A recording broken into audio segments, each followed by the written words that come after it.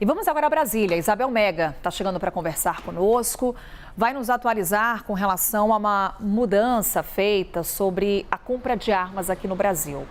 O Exército reduziu o número de armas que policiais militares, bombeiros e integrantes do Gabinete de Segurança Institucional da Presidência podem comprar. Isabel, então conta para a gente por que essa modificação, essa revisão da portaria e agora quantas armas o Exército libera para a compra dessas categorias. Oi, Carol. Bom novo dia para você, para todo mundo que está acompanhando a gente aqui na CNN. Agora, o limite será de 4 armas para todas essas categorias que você citou e que estão na ativa. Vou repetir, então. Gabinete de Segurança Institucional aqui da Presidência da República, policiais militares e bombeiros. É o que diz a nota que foi enviada à imprensa pelo Exército. Antes, numa portaria que havia sido publicada no dia 30 de janeiro deste ano, haveria um limite diferente, com 2 armas a mais. Portanto, houve uma redução de 6 para 4 armas para quem está a serviço.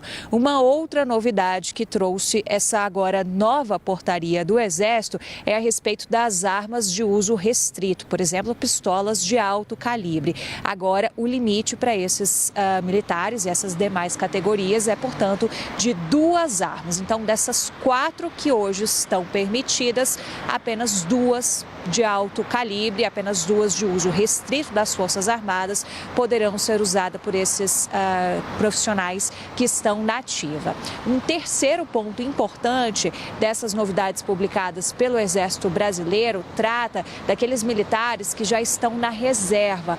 Hoje, o limite que está valendo para eles de armas é de apenas 2 armas, 2 artefatos, portanto. Tudo isso, então, Carol, reforçando, foi publicado nessa nota, nessa portaria do Exército, depois de tratativas, segundo as próprias Forças Armadas, com o Poder Judiciário e o Poder Executivo.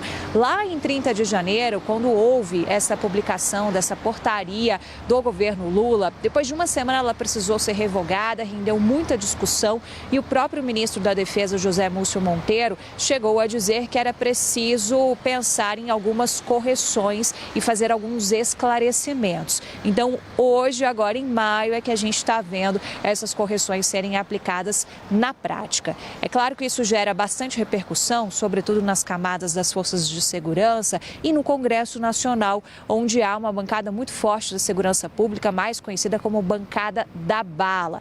Houve muito descontentamento com essas reduções no acesso a essas armas, olhando para os militares que estão na ativa, olhando para os militares que estão na reserva também, né? A Frente Parlamentar de Segurança Pública já se pronunciou nesse sentido e o presidente dessa frente, que é o deputado federal Alberto Fraga, do PL aqui do Distrito Federal, chegou a classificar essa nova portaria como vergonhosa e desrespeitosa.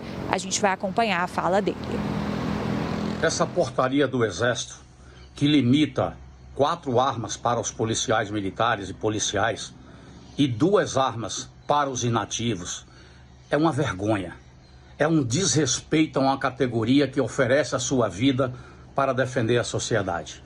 É um desrespeito total de um governo desarmamentista e rancoroso, que quer punir, até mesmo com a morte, policiais.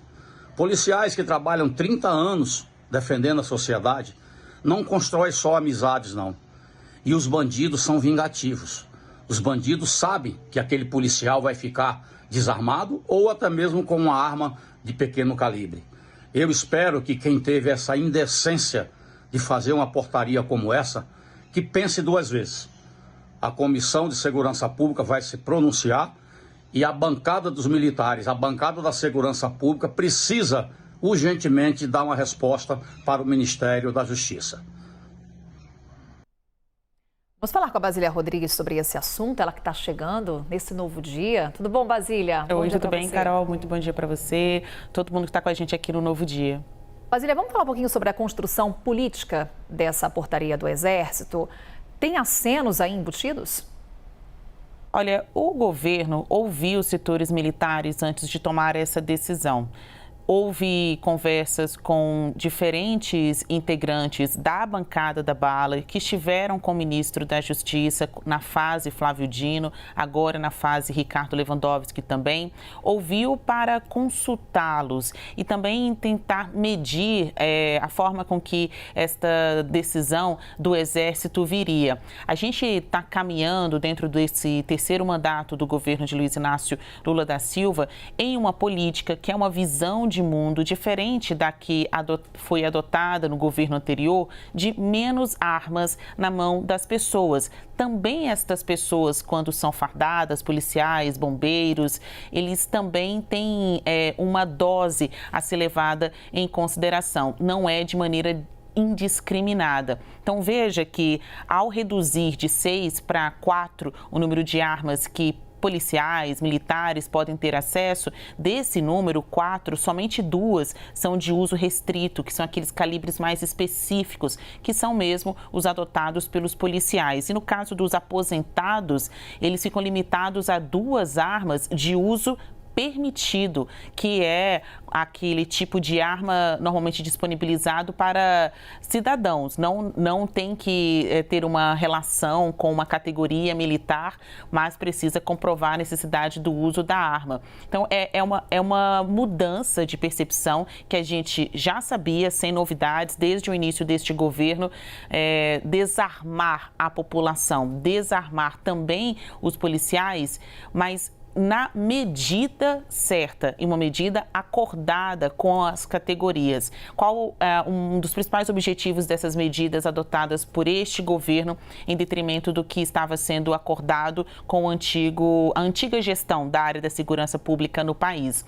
Em ocorrências policiais, Carol, quando há o embate com bandidos, essas armas, há muitas situações em que essas armas chegam a ser desviadas. Tanto a arma do bandido, a arma do policial ou a arma do aposentado podem ali ser desviadas para um mercado ilegal, um mercado paralelo. E é esse que o governo quer combater. O recadastramento das armas, mostrando quantas armas legais existem no Brasil, já apontou mais de 1 milhão de unidades. É muito armamento em um país que sofre de violência. Lembrando que a arma mata, de fato, mas ela pode não matar somente o bandido, pode matar também as pessoas que estão numa condição de vítimas, que estão aí na mira desse bandido.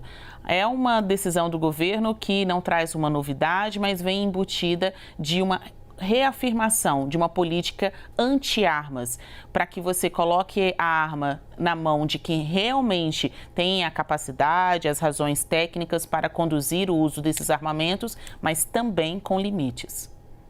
Basília Rodrigues, daqui a pouquinho a gente conversa mais, Basília, sobre outros assuntos.